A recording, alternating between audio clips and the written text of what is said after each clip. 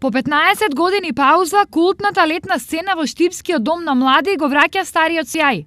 Периодов интензивно се работи на уредување на надворешниот дел на објектот. Оваа година продолжуваме со уредување на надворешниот дел. Почнавме со чадорот, меѓутоа со средства од Министерството на култура планираме да го обновиме и дворот на домот на младите и продолжуваме и со останати активности. Се во ова е во насока летната сцена повторно да биде омилено место на младите штипјани.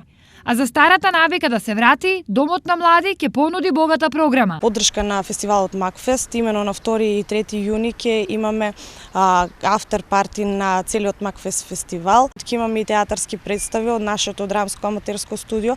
Потоа ќе имаме и представување, тоест едно резиме на целата она работа која што ја имаше балетското студио, ликовното студио. Првиот настан на летната сцена по 1,5 деценија ќе се случи наредниот вторник, за кога е закажан Туторс фестивал.